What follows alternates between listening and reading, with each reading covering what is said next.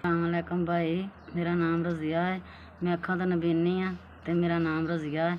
मेरे 2 बच्चे ने। अस्सलामुअलैकुम भाई, मैं 10,000 रुपया मिलता महीने। ਜਿਹੜਾ ਵੀ ਭੈਣ ਭਰਾ ਜਿਹੜਾ ਵੀ ਧੀ ਪੁੱਤਰ ਪੈਸੇ ਭੇਜਦਾ, ਅੱਲਾ ਉਹਨਾਂ ਦੀ ਕਮਾਈ 'ਚ ਬਰਕਤ ਪਾਵੇ, ਅੱਲਾ ਉਹਨਾਂ ਦੀ ਤੰਦਰੁਸਤੀ ਦੇਵੇ, ਅੱਲਾ ਉਹਨਾਂ ਦੇ ਬੱਚਿਆਂ ਨੂੰ ਤੰਦਰੁਸਤੀ ਦੇਵੇ, ਅੱਲਾ ਨੂੰ ਖੁਸ਼ ਰੱਖੇ, ਆਬਾਦ ਰੱਖੇ, ਅੱਲਾ ਉਹਨਾਂ ਨੂੰ ਖੈਰੀ ਸਲਾਮਤ ਰੱਖੇ, ਅੱਲਾ ਉਹਨਾਂ ਨੂੰ ਇੰਨਾ ਕੁ ਦੇਵੇ ਥੁੜ ਕੇ ਨਾ ਬਹਿਣ, ਅੱਲਾ ਉਹਨਾਂ ਦੀ ਮਾਂ ਬਾਪ ਦੀ ਤੰਦਰੁਸਤੀ ਦੇਵੇ, ਅੱਲਾ ਉਹਨਾਂ ਦੇ ਬੱਚਿਆਂ ਦੀ ਤੰਦਰੁਸਤੀ ਦੇਵੇ, ਅੱਲਾ ਉਹਨਾਂ ਨੂੰ ਖੁਸ਼ ਰੱਖੇ ਅਤੇ ਆਬਾਦ ਰੱਖੇ ਅਤੇ ਖੈਰੀ ਸਲਾਮਤ ਰੱਖੇ।